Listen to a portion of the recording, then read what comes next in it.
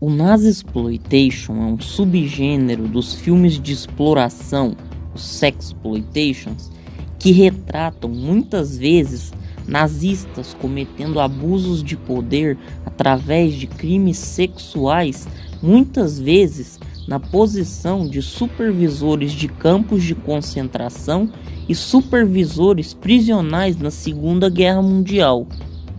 Na maioria das vezes, os enredos dessas obras seguem a fórmula de histórias de mulheres em prisões e que, no caso, são os campos de concentração nazi, os campos de extermínio, bordéis nazistas, e dão ênfase maior ao sadismo, violência e degradação dos soldados nazistas. A obra mais famosa do subgênero, que é a mais infame e que definiu os padrões do gênero, foi a produção canadense Ilsa, She-Wolf of the SS, de 1974. O sucesso surpresa e as continuações levaram os cineastas europeus, principalmente os italianos, a produzirem várias obras parecidas.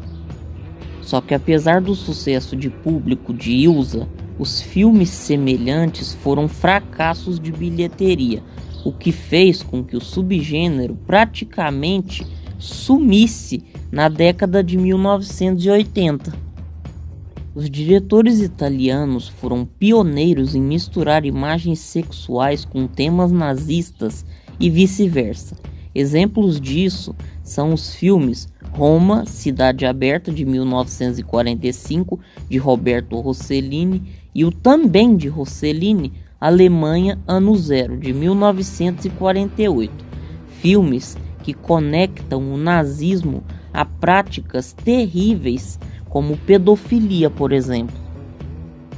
Outra obra que influenciou muito o subgênero foi o filme de 1969, The Damned, dirigido por Luchino Visconti, e que falava sobre a ascensão e queda de uma família industrial alemã na época do Terceiro Reich. A ambientação desses filmes, na maioria das vezes, são nas prisões alemãs chamadas de Stalags, e jovens reclusas cujos seus abusadores são oficiais homens e mulheres nazis de uniformes da SS e que geralmente falam com sotaque alemão falso, palavras alemãs irrelevantes e mal pronunciadas, e que mostram soldados que usavam essas limitações como forma para implementar vários tipos de violências físicas e sádicas. Eram cenas de conduta sexual, ou mais comumente, corpos nus expostos de presos vitimados, onde muitas vezes o nível de violência gráfica das cenas atingiam o gore do sangue brutal. A obra Love Camp 7 estabeleceu o padrão para muitos dos filmes do subgênero que viriam sair através de uma história semelhante a um fio de celulose de verdadeira aventura de uma revista de aventura masculina da época.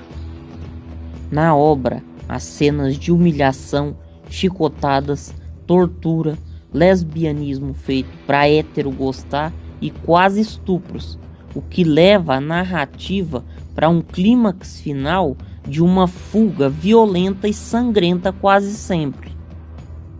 Os personagens, em sua maioria, são comandantes cruéis e perversos, enfermeiras lésbicas abusivas, guardas sádicos que abusam livremente dos prisioneiros e prisioneiras, e por fim, um alemão simpático que tenta ajudar as mulheres do cativeiro.